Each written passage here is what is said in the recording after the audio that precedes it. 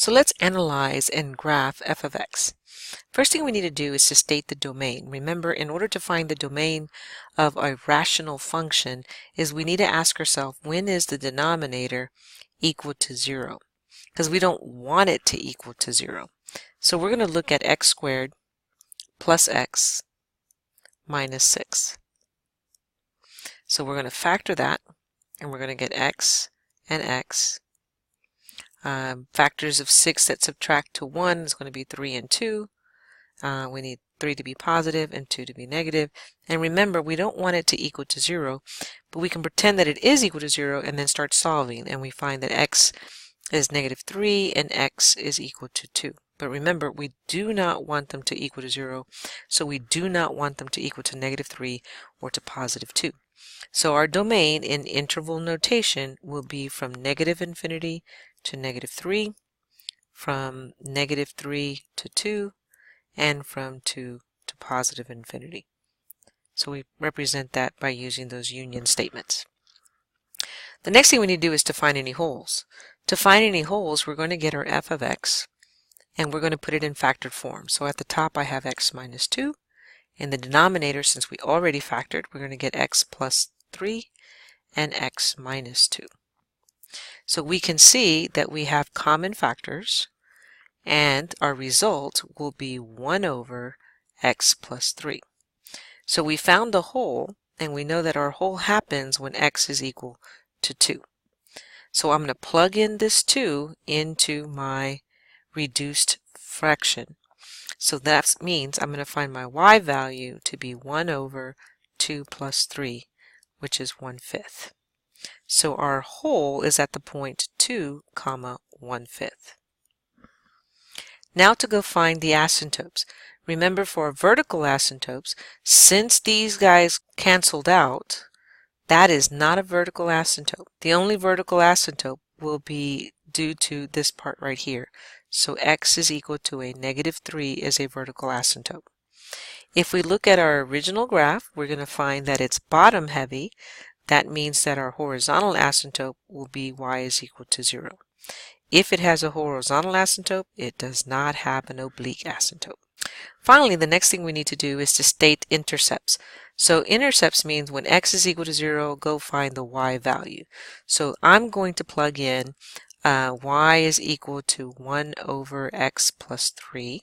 I'm using my reduced version since it's the same thing as the original equation except it has a hole in it.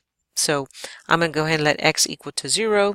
So when I do that, I'm going to get 1 over 0 plus 3, which is equal to 1/3. So my y-intercept when x is equal to 0, the y value is equal to 1/3.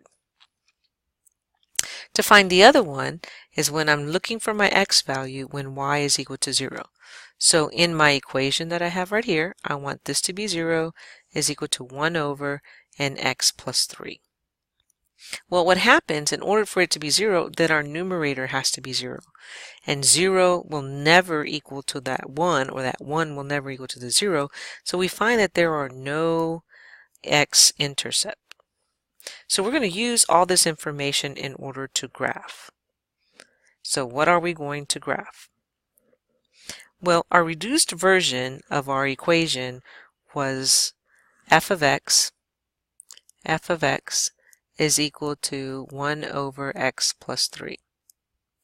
And we know that there is a hole at 2, 1/5. And we know there's a vertical asymptote at x is equal to negative 3. So I'm going to go to negative 3 and draw my vertical asymptote. Our horizontal asymptote will be here at y is equal to 0 in the long run. And then we also know that we have a hole at 2 1/5, so that's somewhere right around here. And don't forget, we also have our y-intercept of 0 1/3, so I know I can have a point right here at 0 and 1/3. And now we're looking at just this function right here. Our parent function is 1 over x, so that looks like this.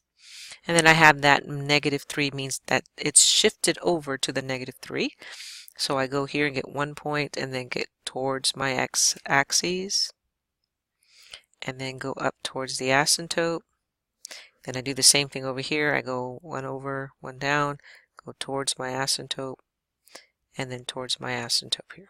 One last thing that we want to do with our graph is to talk about end behaviors.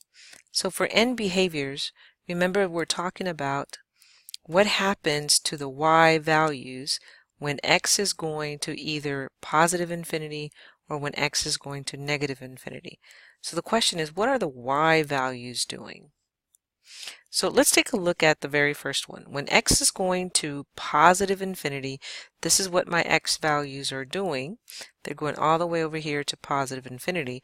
The question is, what are my y values doing as I'm doing the same thing, getting closer and closer to x equal to negative infinity? So we can see our y values getting closer and closer and closer to 0. And we can say that it's doing it from the top or above the 0. In other words, all of our y values are positive, but they are getting closer and closer to 0. If we look at our x going to negative infinity, that would be out here. We see our x values are going that way. The question is, what are my y values doing? Well, they're also getting closer and closer to 0, but notice that all these values are going to be negative before they get to 0.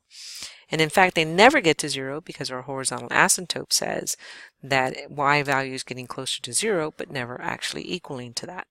So that kind of explains a little bit more about end behaviors.